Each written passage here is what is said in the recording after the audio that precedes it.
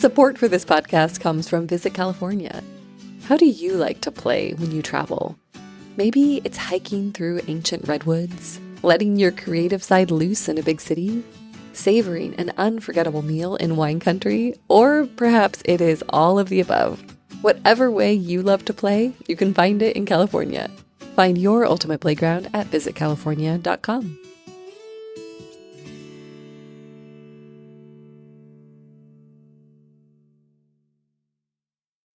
This episode is brought to you by FX's The Beauty Official Podcast. Join host Evan Ross Katz on the official podcast for FX's hottest new series, The Beauty, taking you behind the scenes with its amazing stars as they discuss the show's most jaw-dropping moments. Featuring Evan Peters, Anthony Ramos, Jeremy Pope, Ashton Kutcher, Rebecca Hall, Bella Hadid, Meghan Trainor, Isabella Rossellini, Jessica Alexander, and Ari Grainer. Search FX's The Beauty wherever you listen to podcasts.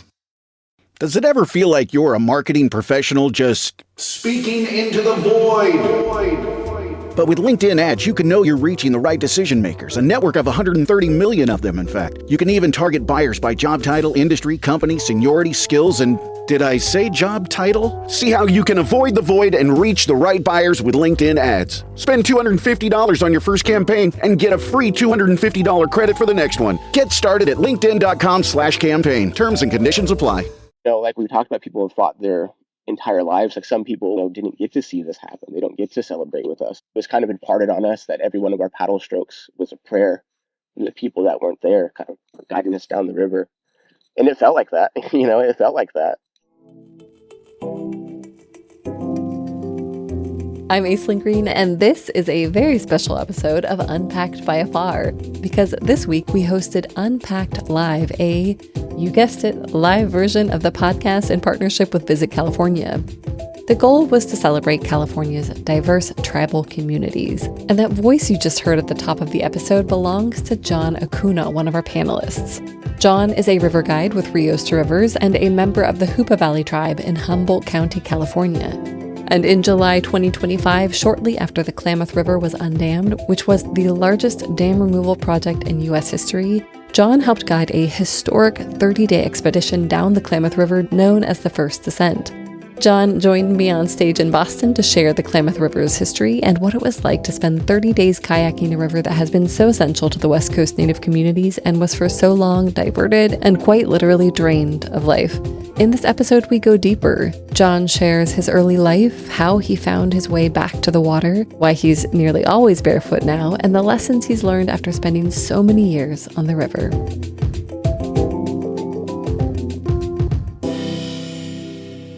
John, welcome to Unpacked. It's so nice to meet you. As we mentioned when we first hopped on the call, you have a really wonderful background. Can you tell me where you're sitting right now? Hey, young, John Acuna, Holiet, Natenawe Outet. My name is John Acuna, and I'm a Hoopa person from the Valley of Hoopa, located on the Trinity River up in Northern California, the largest California reservation. Yeah, this is where I call home. Amazing. And I think there's maybe 5 kayaks. I think my last count is around 15. And this is my community fleet that I've been kind of piecing together. And now after some of the work that I've been involved in, I've got a lot of really generous donations from the community to see the programs that I'm involved in get off the ground. And a lot of that has been like a barrier of access due to like gear, because this stuff is expensive.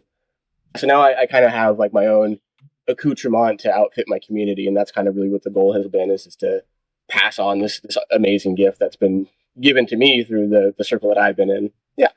And so this is it. Do you have a goal, like a number of kayaks that you'd like to have in your fleet? Oh, that's a dangerous question to ask me, like boater or hobbyist. It's like as many as I can fit, Well, I want to hear more about your plans and what you want to do with all those kayaks, but I was hoping we could just start with where you're from and what it was like for you growing up. I was born in a little town called Susanville, which is near the Nevada border on the foot of the Lassen Mountain. Most of my childhood, my mom was pursuing higher education, so we moved around a lot. I think by the time I graduated high school, I'd moved like 19 times, I counted. And so I kind of always had a nomadic lifestyle, but always in the back of my mind, there was a sense of home, because my mom always did a really good job at bringing us back to her home, which is Hoopa. This is where our family's always been from. So coming back to home, It's always been kind of this undertone that this is a place that needs attention and love. And so that's a really roundabout way of getting back to your question. I didn't live here on the reservation full time until I was 12, I think. So, not actually coming and living in my home until I was an adolescent. It kind of echoed this bigger disconnect in my life. My family and many families around me are a product of assimilation through a lot of the colonial impact that came through this area. And so there's a big disconnect from our culture. And I think anytime we're talking about what connects us to a place and what ties us to a place, especially from an Indigenous person standpoint, I think it's really important to also acknowledge the disconnect that's happened.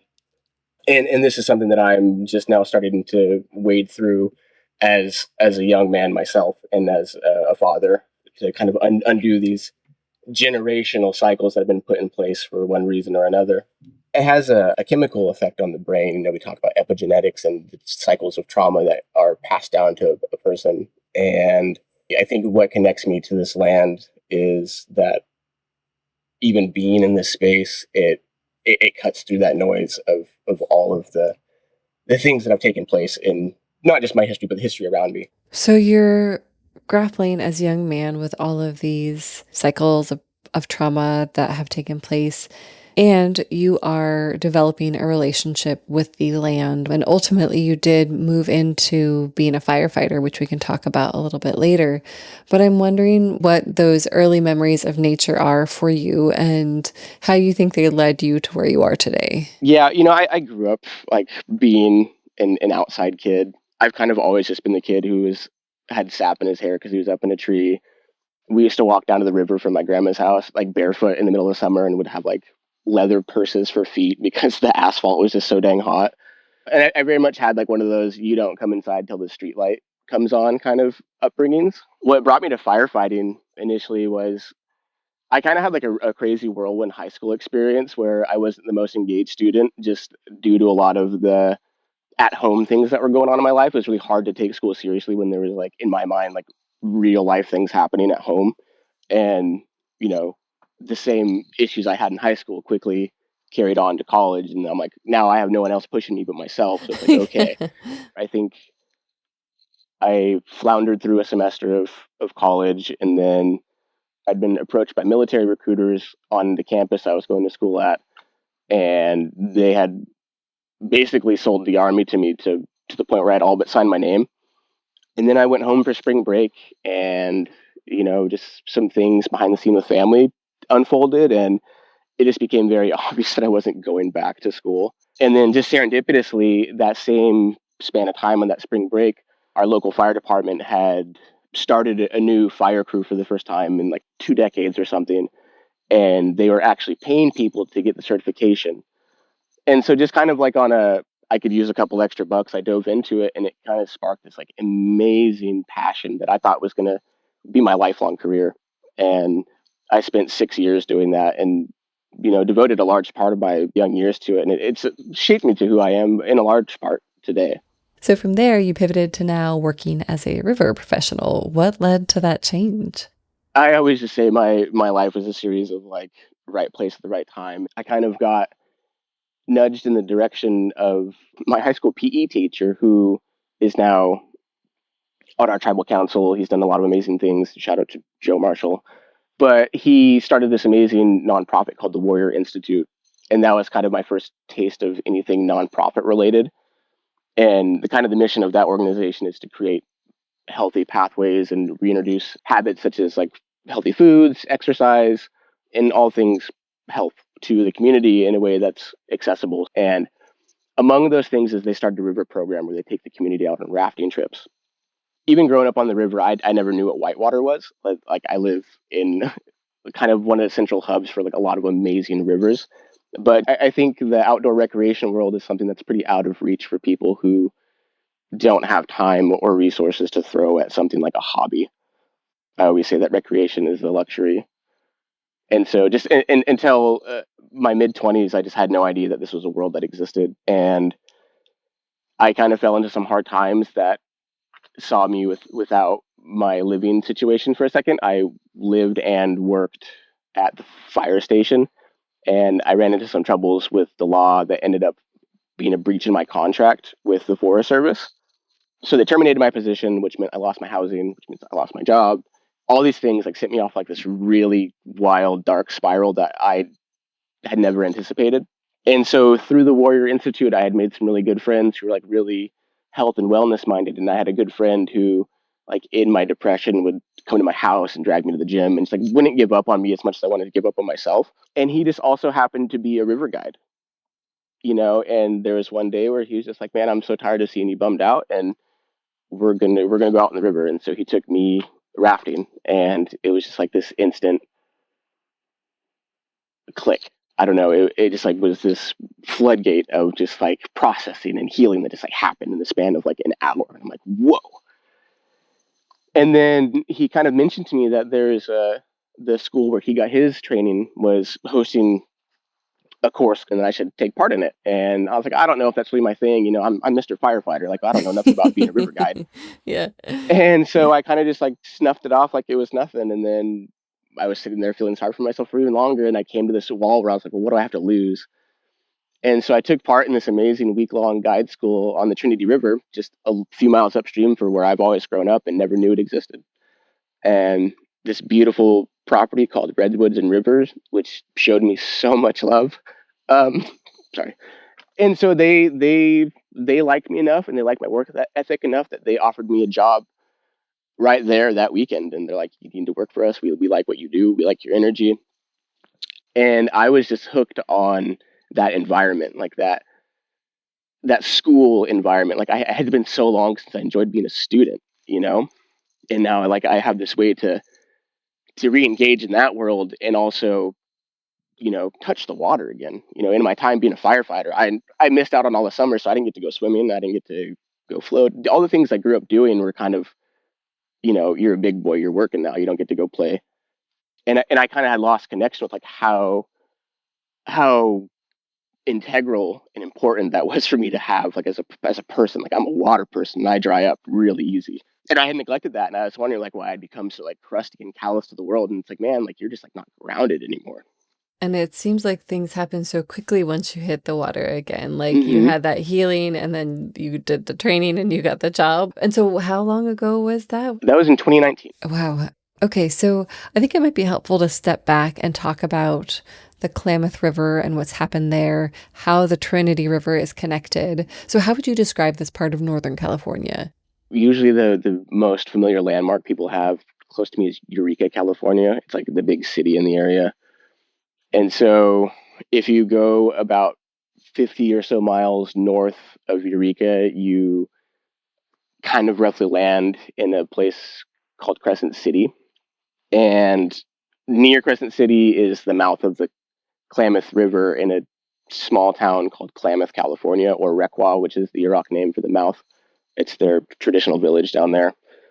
And from the mouth, the Klamath meanders 310 miles up to the headwaters in southern Oregon, near a place called Klamath Falls, where it then, I'm going backwards from this, but yeah.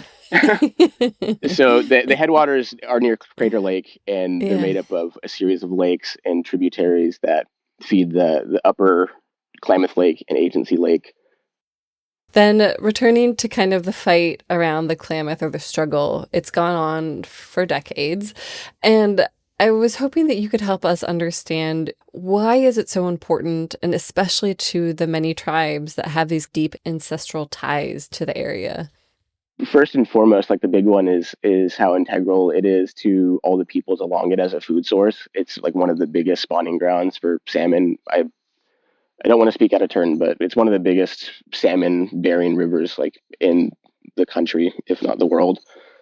And so the dams that are put on it were a direct detriment to the fish. The tribes along the rivers recognize that immediately and have been protesting it since its inception. And, a lot of Oregon and California's water laws came about because of things like, well, mostly from all the different industries revolving around resource extraction. Like here on the Trinity, in the lower Klamath Basin, we were hit heavily by gold mining. Our first contact story is when the gold rush happened. And a lot of the upper areas are that same kind of timeline. You think of colonialism in this country started when they landed in the 1400s. And, that was over 500 years ago. But our story of colonialism is about 200 years old in the 1800s when they were doing fur trapping and gold mining and all the stuff that first brought contact over here. The first documented resident of Klamath Falls, which is in southern Oregon, it's at the headwaters of the Klamath River. I don't think it was documented until like the 1860s. And so it's so much of the history here is very fresh, and it's taken some really, really educated Indigenous people getting in the law world to go back and look at some of these treaties that were signed, and then before like the ink was dried, they were being rewritten and violated. And so it took people in the current day and age to go back on those treaties and say, hey, this still has legal binding. And so a lot of the rights for the river that have been fought for and preserved have been through, using these systems that were put to oppress us and take things from us, to kind of hold the government accountable for the things that they had initially promised. And we're kind of seeing the ramifications of all of that to this day. Wow. And since there was so much protest going on for so long, what do you think made it finally feasible? Like, what made people finally listen, honestly? It always comes back to money. I give so much praise and respect to the people that dedicated their lives to protesting and fighting these dams, who, traveled across the countries and banged on the doors of every politician who would listen. But ultimately, I feel like it came down to money. It became too expensive for Pacific Corps to run this place. It would cost more money to keep it up and running than it would have taken to dismantle it. And so that's kind of the difference when it comes to the talk of dam removal, is that it's really much more feasible to get a privately owned dam removed because usually it's a question of money.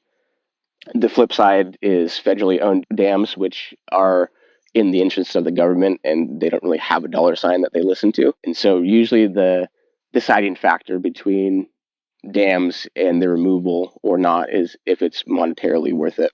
So then the final cofferdams were broken on August 28th, 2024, and I think that marked the completion of most of the removal of the dams. There's still 2 left, is that right? Okay. Yep, there are still the Link River Dam and the Keno Dam. Got it. And will those come down at some point? There's a really big push to have them removed. The argument is that it is mostly used as flood control. There's historical evidence that shows that those lakes were able to retain themselves before the dams were implemented, and that the lakes would act more like marshlands and that the water would come and go from them.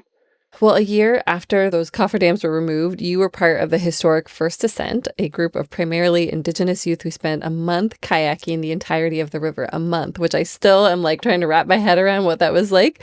So I know it took a year to plan, and you said there was a lot that went on in that year, but how did this project come about? Yeah, so I think to understand the First Ascent and Paddle Tribal Waters, which is the group that was on the descent, we have to talk about Rios to Rivers, which is like the organization umbrella.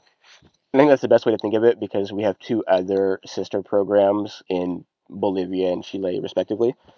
And so Rios to Rivers, which is the nonprofit organization, originally started out as a cultural exchange program of sorts where groups of youth from dam-impacted basins in Chile would be taken up to do an exchange with youth from the Klamath Basin to see what a dam-impacted river was like. And they kind of talked about it as a time machine where you can go back in time to see what a river was like undammed, and then for the people that are threatened, they can go and see what the impacts of a dam are. Because in Chile, on the Bio River, they're being threatened by some serious mega dams. And so anyways, that was the original mission of Rios to Rivers, but then when the pandemic happened in 2020, it shut down international travel, right? And so it made it really, really difficult to do those internationally based exchange programs. And so the focus shifted to what can we do for the domestic Indigenous people rather than focusing on the international. And so one of my now very dear friends, Paul Robert Wolf Wilson of the Klamath and Modoc tribes up at the headwaters, he collaborated with one of the professional kayakers in the industry named Russ Sturges. And they kind of together co-collaborated this idea of paddle tribal waters and using the Klamath Dam removal effort as a focal point for getting Indigenous youth of that basin in their waterways, which has been something that has never been a thing.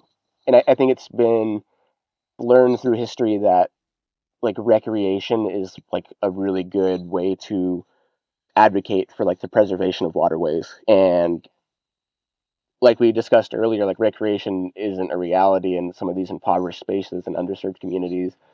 And so flipping that narrative and creating that access and creating that space and bringing these youth who are Indigenous since time immemorial is the phrase that we always throw around. It only makes sense that they are able to recreate in these spaces, and man, are they good at it.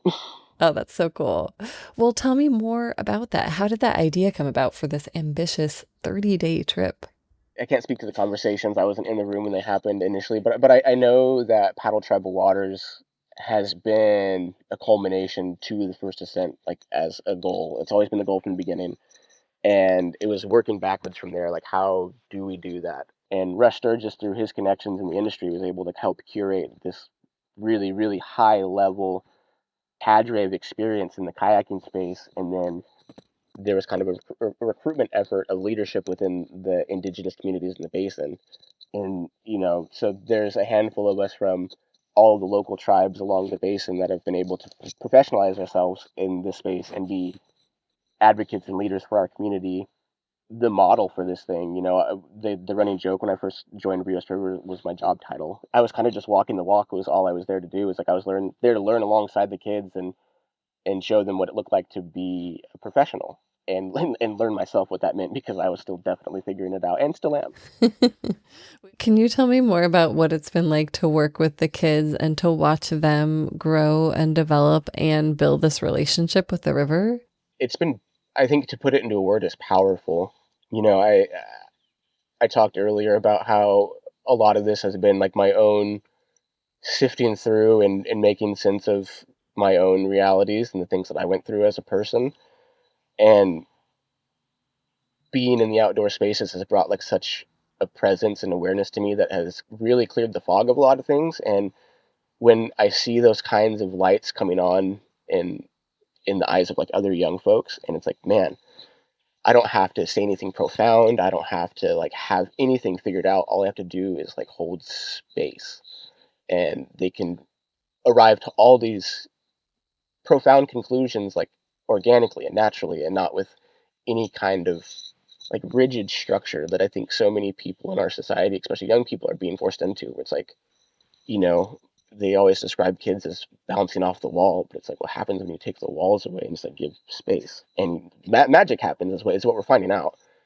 And so it's cool just to see all these things that I have learned to see as hindrances and damages and scars really just like evolve and transcend like all these kind of parameters that I thought were just forever going to be oppressing us. Like it's a heavy burden to walk around with.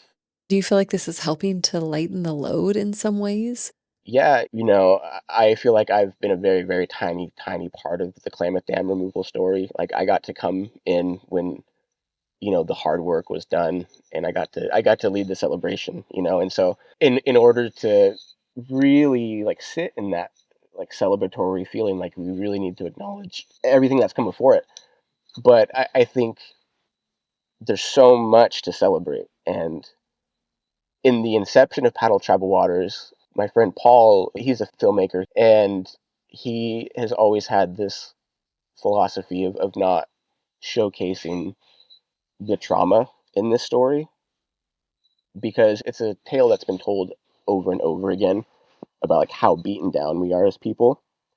And this expedition, this 30-day long journey, was to showcase, resiliency isn't the scars of trauma. Resiliency could be taught and learned through putting young people in really, really adverse situations that aren't detrimental to their being. Resiliency can be a tool rather than like this thing that you earn through war and fire. It can be gained through like love and meeting the challenge of adversity. It doesn't have to be this big lament, this big like sad story. And And we can pay attention to that and give it credence and give it honor, but like we just want to celebrate for a second, you know? Yeah, I love that idea of resilience in response to beneficial challenges, like navigating these white water rapids in a kayak, right? And spending 30 days challenging yourself in that way. So, what was it like to sit there on day one? You're about to leave, you have all of these people that you've worked with over the last 4 years, and you're sitting with that whole story. Tell me about that moment. You know, this is still something that I'm unpacking too. Like, you spend a month on the river, and I feel like you process it for a lifetime. Yeah, day one feels like a lifetime ago, but we had this amazing send off. The headwaters that we started at is this beautiful pool on this tiny little river called the Wood River. It's like this glacial blue water. There's some amazing photos of it, but the this river quite literally bubbles out of the ground. And you can walk over and dip your water bottle in it and take a drink of the headwaters. And I've been fortunate enough to explore this space as I've been growing in this work. I've been able to spend some time up there, and it's quickly become one of my favorite places in the world. There's a specialness to it, and so setting off there with our huge team and all of the community from the upper basin, you know, they burned prayer roots over our boats. They blessed our boats. They gave a blessing to each of the students, and it was like this rallying of people that I feel like I think anytime a community is able to rally around anything, it's always really special. And this was just something that, you know, like we talked about, people have fought their entire lives. Like some people, you know, didn't get to see this happen. They don't get to celebrate with us. It was kind of imparted on us that every one of our paddle strokes was a prayer from the people that weren't there, kind of guiding us down the river. And it felt like that, you know, it felt like that. Kind of got our first taste of adversity a couple days into the trip, because after the Wood River, this tiny little meandering flat water, it turns into these big lakes, and we had to paddle across these lakes, sometimes doing 20-mile days. Our first introduction to the lake, we got hit by wind, and we were like going through like this torrential rolling waves, and kids are getting seasick in their Oh boats, my gosh. and it's like, wow, what are we doing? We're doing this. And then the days just started melting away. It became day 4, day 5, day 16, day 20, you know, and the next thing you know, you're touching the ocean.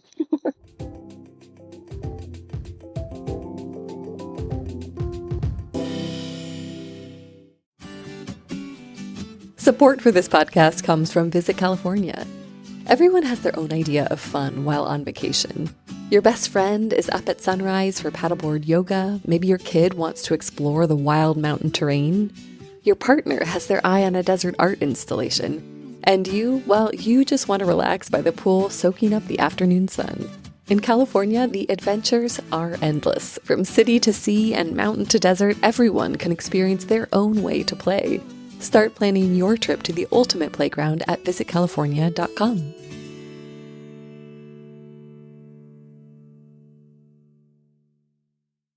Well, the holidays have come and gone once again, but if you've forgotten to get that special someone in your life a gift, well, Mint Mobile is extending their holiday offer of half off unlimited wireless. So here's the idea. You get it now, you call it an early present for next year. What do you have to lose? Give it a try at mintmobile.com/switch. Limited time, 50% off regular price for new customers. Upfront payment required. $45 for 3 months, $90 for 6 months, or $180 for 12-month plan. Taxes and fees extra. Speeds may slow after 50 gigabytes per month when network is busy. See terms.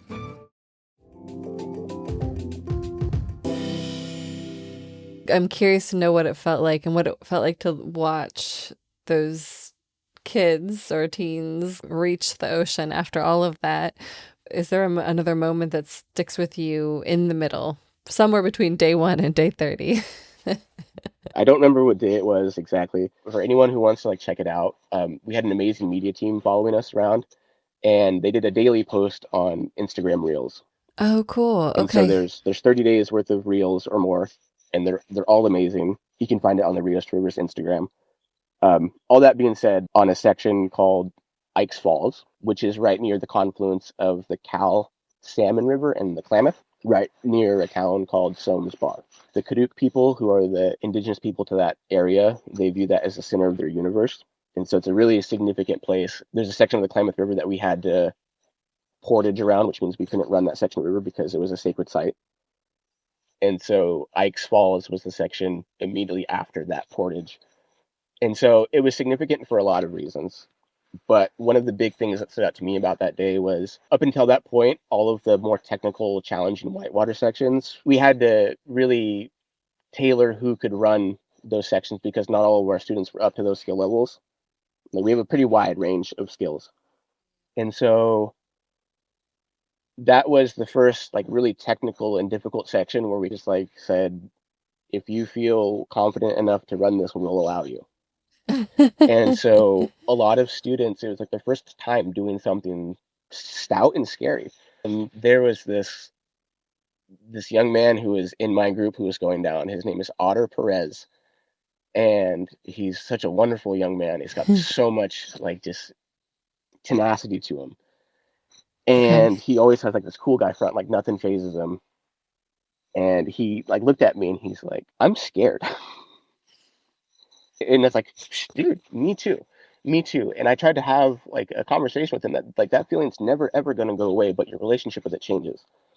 And I think the most special thing about this journey was just like watching people evolve their relationship with fear.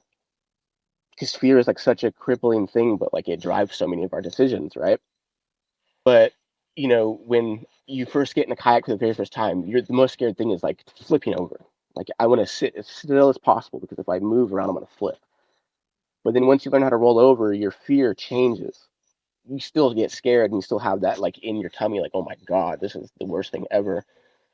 But like the thing that's a response to changes, and like that's so cool to see in real time is like these like pathways being created in brains. Like I can do something that like 2 seconds ago I thought was terrifying. Yes. And that was just like a Like, theme throughout this trip of just like conquering fear and finding the new thing that you're afraid of and be like, oh my goodness. so now the trip is completed. You're still reflecting on it. How do you think that that experience has and will change your life going forward? And how do you think it will change the lives of these kids, maybe in big or small ways? And maybe it's that they'll have a relationship with the river that lasts the rest of their lives.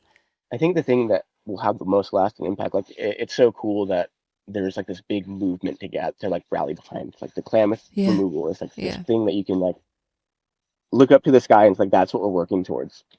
But I think ultimately, like if you took all that away, if you like just were looking at what we were doing and just like taking people from different places, like even though we were all from an Indigenous background, like there are so many diversities between the upper and lower basin. And not to mention, we have students who aren't even from that basin, who are from neighboring basins. And all of our cultures, like intertribally, are so vastly different. And through a bunch of different reasons, there is also a lot of intertribal tension sometimes too. So just like seeing this gathering of people with a unified cause, breaking down all these other like external barriers that normally would have been like, oh, I'm probably not going to hang out with this person for X, Y, Z. And like seeing them now be like, oh, that's my sister, that's my brother, I would do anything from them, it doesn't matter who they are or where they're from. And I think that's just like needed so much more now than ever. Yeah, and being able to see someone's full humanness outside of politics or, these smaller divides or what can be smaller divides. You mentioned multiple tribes, and there was this New York Times story that chronicled your journey, and William Ray Jr., the chairman of the Klamath tribes, said this undamming will, quote, allow all relatives to be connected again, end quote. So what are the Klamath tribes as a whole, and what do you think William meant by that statement? The Klamath tribes, and I will apologize for speaking out of line, because I mean these lines that get drawn in the sand can get pretty contentious. So the Klamath tribes are kind of a conglomerate or a confederacy of the Klamath, Modoc, and Yahuskin people. When all of the governmental influence that created reservations came through that area and said like this is where y'all are from, they kind of pushed all these three tribes into one place, kind of ignoring any kind of history they had with each other and be like, you are all Klamath now. I see. Yeah. And a lot of similar things happen down the basin too. When you get kind of mid basin in the Karuk, Shasta, Konamihu area, a lot of those people were like eradicated. Just like the Konamihu Shasta people who were from the Cal salmon confluence of the Klamath are pretty much non-existent except for a couple families. And then there's the Shasta Nation, which is kind of goes around the perimeter of Mount Shasta, which is a huge nation. They're reclaiming their identity and their federal recognition. And then further down, you have the Karuk, the Hupa, the Yurok. And those are kind of the big tribes that make up the Klamath Basin. I see. So, in a very big picture way, do you see this undamming as healing? I think it's a step in the right direction. What we've seen with the dam removal efforts and then other kind of conservation directed efforts, I think the Dakota Access Pipeline is a good example of just when tribes can put aside differences and unify behind a bigger thing. Like I think the Klamath Dam removal was a really, really good example of like the power that unification and collaboration can have, because it was a huge effort between all of the tribes and their attorneys and lawmakers and people who are really like what happens at the top affects down at the mouth, and like really like accepting that that's the reality regardless of any other factors. So, one of the things that you mentioned last week was that some people were maybe initially a little bit skeptical about the salmon returning to the river, and yet they have returned so swiftly and so strongly. So, can you tell me a little bit more about what that recovery has been like and what it's been like to watch? The initial argument to the dam removal was that it wasn't going to make a lick of difference in bringing back these fish populations. Not just the salmon, but the chwam and koptu of the upper lakes as well have been have gone extinct from all of this. So there's like a lot of naysayers that were like, it's not going to make a difference. It's not going to change anything, because they were pointing out stuff that was happening far below the dam's quote unquote influence, and like, well, what's going on down there? And so when the dams finally came out, they had seen salmon start returning to previous spawning grounds within like 2 weeks or something crazy like that. And now like it's getting even crazier. In October, the fish had been spotted in the lakes, like in the tributaries of the upper lakes, like they had gotten around the dams that are still in place even. What do you hope happens ultimately? What is your vision or your community's vision for the Klamath in the generations to come? I think it's a multifaceted vision, and it'll vary depending on who you ask and where their priorities lie. I think first and foremost, as a food source, I think the closer that we can reach food sovereignty and not have to rely on the more processed mainstream diets that are presented to us as a society, like in the indigenous communities, those processed diets are so foreign to like our biology that we have higher rates of diabetes. I don't know the statistic, but a huge proportion of us are lactose intolerant, prone to alcoholism, and all these things that are just like so new in the relative scheme of us as people that were introduced to us that have just like taken us way off of our equilibrium, so to speak. And so reclaiming those food sources, and that kind of goes into the land back thing, not just with our waterways, but our forests as well. Like those are a huge source of our foods that have been threatened and impacted and mismanaged for a long time. And so I think the ultimate goal is to really reach like what true sovereignty is, and that's being able to be self-sufficient, navigate our waterways, harvest our natural foods, and manage our own lands. Because as science is showing, the ways that our people have traditionally done things had a rhyme and a reason, and were often what was in the best interest of the land. And a lot of that was outlawed by the government because they just saw us as a bunch of wild savages burning down forests, when really we were trying to be stewards of our land. And really bringing those practices back has, I think, really aided in a lot of this dam removal stories, like bringing that indigenous science to a level that can be understood from an academic standpoint rather than just like, oh, that's how we've always done things. And I think it also sets a precedence for other dam impacted rivers, like the Eel River. It is a neighboring basin. There's a big dam removal effort going on in that river, and they're hoping to have it undammed by 2027. So, as I understand it, in 2023, the Hoopa Valley tribe purchased more than 10,000 acres. And then more recently, there was a historic land back deal that returned 17,000 acres around the Klamath River to the Yurok people. And that I think was the largest land back deal in the history of modern California.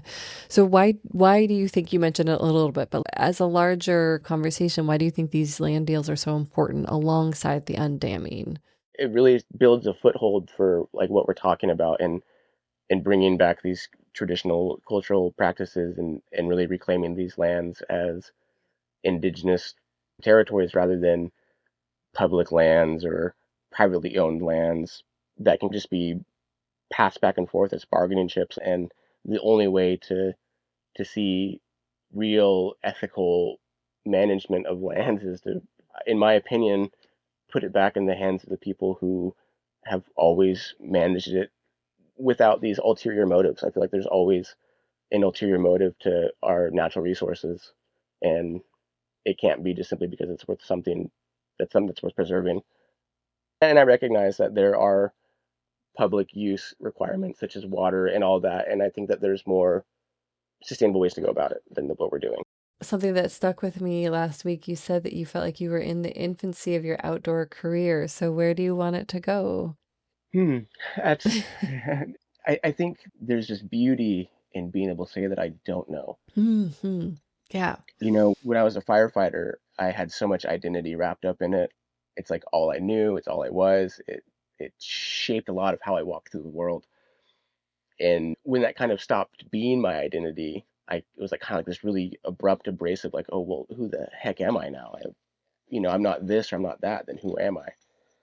And so when I dove into this whole new kind of realm, I was always really hesitant about like not letting it become who I was. And I think by keeping that perspective and just like kind of allowing this like open-ended circle for just whatever to come into and flow out of, I think that rather than having this new path become who I am, it's helped kind of teach me who I am. And I think through that, I just want to expand on that. I want to become more disciplined. I want to take the experience that I've felt like in a whitewater boat and take it to a sea kayak or take it to all these other modalities or disciplines where I can see like having similar effects happen and just bringing that to as many people that want it. Because I've realized that not everybody wants to whitewater kayak. It's pretty scary. I mean, if you notice, I'm missing my front teeth. And that's because I knocked them out. Oh my gosh, did you really? Yeah. And yeah, I flipped in the middle of this rapid. I was kind of just stepping up into it was when I first started getting in like the class 3 realm. This is 2 years ago now. But yeah, I went through the crux of one of these rapids upside down and found out that rocks are quite hard. Wow. Wow. I'm just like really am having an empathetic response to smashing your face on a rock. When we first started talking, you mentioned that you were collecting all of these kayaks because you wanted to build some access. Is that part of what you want to do, helping other younger people access this way of life? I have a lot of ambitions in the outdoor space, but I think what is actionable for me right now is like through my work, I've been fortunate enough to like get some certifications under my belt. Like I'm certified with the American Canoe Association to instruct kayaking like on an official level. And so that's created like a professional avenue that I could operate out of. Like I've been able to facilitate pool classes at our local community center and, get some young folks who aren't a part of the big Paddle Troubled Waters program, like into the fold. And I figure it's my duty and my obligation with what I've curated in my own personal experiences to try and give back in some way. Yeah, and you had mentioned like recreation is often a luxury. And so being able to offer it in a different way seems really important. And especially because, as a teen, you're going through so much, right? I talk about it all the time. Like it's like the great equalizer, like being in the midst of the river, like when it's tumultuous and turbulent, it doesn't care who you are. It doesn't matter, how rich you are, how poor you are, what color you are. It's just you and the water and like how you're going to react to it. It becomes this beautiful dance where you kind of have to surrender. Because like as big as and strong as I could ever possibly be, I'm never going to be stronger than the river, right? And so I have to learn how to both dance with that in a way, but like not step on the river's toes. Because like I can try and lead and just like get worked. It's like I have to learn how to just be okay with just going into the fray sometimes, and that's a skill that I don't think you can learn in any other kind of way other than that. And it translates so much into the rest of my life. You hit yourself in the face with a giant rock, there's not a whole lot of things you're afraid to be hit by other than bigger rocks, That's a great metaphor for life. Yeah, and beyond mountains, there are more mountains, and it's like you just climb them and learn how to keep on climbing. Is this a good moment then to ask about the tattoo on your feet?